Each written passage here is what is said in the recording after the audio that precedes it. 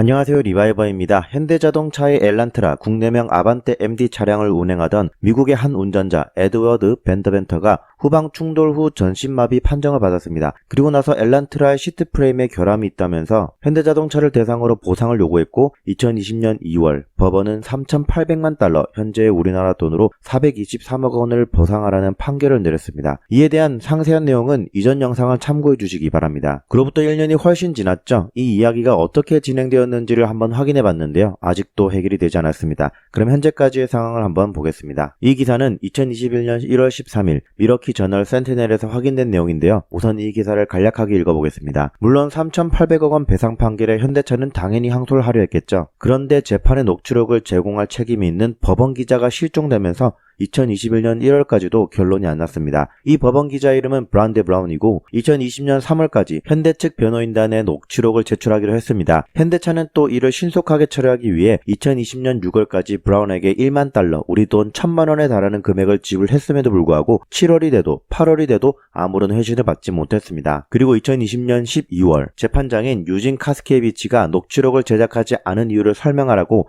브라운을 법정에 출석하도록 요청했으나 나오지 않았고 결국 체포영장을 발부했습니다. 그리고 경찰은 그녀의 집을 방문했지만 찾을 수 없었습니다. 기사의 내용을 보면 이 재판의 진행 내용이 포함된 녹취록이 있어야 현대차가 항소심에서 문제를 제기할 수 있습니다. 물론 이 녹취록마저 없다면 운전자인 벤더벤터 그리고 현대차 모두 새로운 재판 자격을 갖게 됩니다. 이 기사의 바로 그 다음 날인 2021년 1월 14일 법원 기자인 브란데 브라운이 병원에 입원했다는 보도가 있습니다. 이 사진에 보이는 것이 스테노머신 혹은 스테노라이터라고 부르는데요. 녹취록을 작성하는 기계입니다. 참고로 법원 기자, 즉 속기사 작성은 법정에서 말하는 것만 타이핑하는 것이 아니라 빠른 연설을 나중에 읽을 수 있는 대본으로 번역해야 하는 코드의 형태로 씁니다. 브란데 브라운은 계속해서 이 녹취록 작성을 미뤄왔습니다. 재판장 카스키에비치는 해당 녹취록 작성을 위해 업무량을 줄여줬음에도 불구하고 법원 기자 브란데 브라운은 이를 계속 미뤄오다 2020년 11월 마감일을 이틀 앞두고 법원 기자직을 돌연 사퇴했습니다. 여기까지가 현재까지의 진행 스토리인데요. 앞서 설명했던 속기사 장비 스테노머신은 암호화 지침이 없으면 접근할 수 없습니다. 접근 프로토콜을 마련하기 위해 법의학 컨설턴트가 참여하더라도 암호 코드를 풀 수 있을지도 명확하지 않고 풀었다고 하더라도 녹취록이 있다는 확신도 없습니다. 그렇다는 것은 결국 현대차가 항소를 하게 되어서 상황을 완전히 뒤집어 버리거나 아니면 이 재판을 완전히 처음부터 다시 해야 할 수도 있다는 것을 의미합니다. 여러분들은 이 재판이 어떻게 결론 지어질 것 같나요? 이전 영상에서도 언급했지만 제 생각엔 벤더벤터 측 변호사의 억지 주장이라고 봅니다. 결국 현대차가 승소하는 결과로 이어질 것 같고요. 최종 결론 기사가 나오게 되면 다시 한번 영상으로 알려드리겠습니다. 저는 지금까지 리바이버였습니다. 감사합니다.